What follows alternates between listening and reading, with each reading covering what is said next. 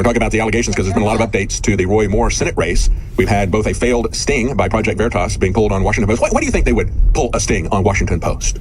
Well, it's because nobody believes those articles, except for the people who don't want to see more in the Senate. And we're going to tell you why those accusations are not believable. Even though you've got Fox News and the women on Fox News saying, why would the women come forward and make these accusations? What's in it for them? Well, we'll tell you what's in it for them. And we'll tell you how they ignore any testimony of people on the other side, whether it's women or people that he served with in the military. This is a full-on agenda. And the man who jumped into this, as Breitbart points out, this is McMuffin 2.0.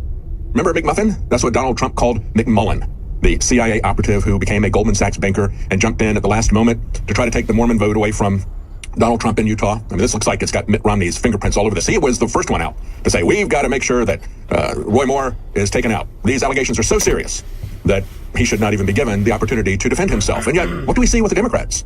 We're not even allowed to know who these people are who've been spending $17 million. Depends on who you talk to. Some of them say 15 million, some of them say 17 million. It's been going on for a long time, so I guess it's where you decide how far back you decide to go.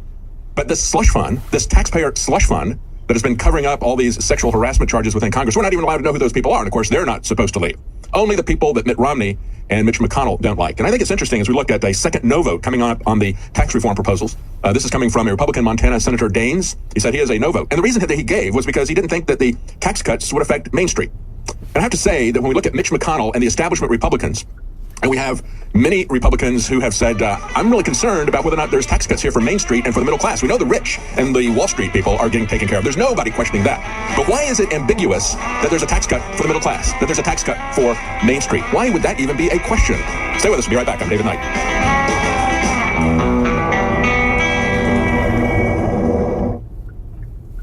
I'm so excited. The new product at InfoWarsLife.com in a glass bottle, 2-month servings filled to the brim, filled to the absolute top, the real red pill. This is a heart and brain pill, a nootropic that doesn't have any stimulants in it. But boy, does it stimulate, because it's beyond that. Quite frankly, I just went off what I saw medical doctors prescribing to their patients, but it wasn't prescription, but they were charging people $100, $200 for the formulae. And I came up with our own formula, working with some scientists and developers. Non-GMO, made right here in America, 120 capsules. And ladies and gentlemen, you add the pregnenolone to it, which is the precursor to all the hormones that your body has to have to even make the... Jones spent the show yesterday against guests who said, no, I think nobody died there. I said, I absolutely do not believe that. That's not the only thing that I'm certain of in Las Vegas. I know that I'm not certain that any of the rest of this stuff was true. I think it serves an agenda. We were warned that there was an agenda to do things like to take away transportation that we see that Vegas is now doing. They're saying they're going to ban human drivers from Vegas. That's part of the control system that they've been working on for a very long time. Whether they're going to have TSA type of machines there, as we were warned by 4chan ahead of time, we'll have to wait and see. But to ban human cars on the basis of this Las Vegas shooting, which is how they're justifying it right now, that is a big jump. And we were warned by someone at 4chan 3 weeks before it happened, said, hey, watch out. It looks like they're coming up with a big event in Vegas. They're going to use this to extend control over the civilian population in large cities. That's what is now starting to come true, isn't it? And at the same time, we have the CEOs of MGM Grand dumping their stock, selling off. The CEO sold off, and others, other executive officers, but the CEO himself sold off 90% of his stock, even though institutional investors, 18 out of 21, rated it a buy in a bull market, a strong stock bull market. He dumped all of his stuff 3 weeks beforehand. Of those who did not rate it a strong buy, 2 of them said it was a hold, and only 1 of them said it was a sell. So there's a lot of things that were going on about the Vegas shooting, a lot of things that didn't make any sense, a lot of things that didn't match what eyewitnesses were saying. So I don't know what happened there. I know how it's being used. I see some very suspicious things. But to say that Alex Jones suggests the Las Vegas mass shooting was fake, that's a fake headline from IB Times, International Business Times. And then they go a little bit further. They finish the article by saying, Jones tweeted on his official page yesterday, actually they put November 28th, I think it was actually went out yesterday, asking people to cast their votes for fake news awards. And of course, this is something that President Trump put out. He said, hey, I think we ought to have a fake news award for 2018. And so we put up a poll. And one of the choices there was the Las Vegas mass shooting. But again, we're talking about a Twitter poll. You're limited to probably Las Vegas mass shooting was all the characters that you have there. Not that the shooting itself was fake, but that the story that we've been fed by the government was totally fake. All right, as I said at the top of the hour, we have a second no vote on the tax reform. And I think the problem with this is that we've had senators who can say that they have concerns that Main Street and that the middle class is not going to get much of a tax cut. Why would that not be clear?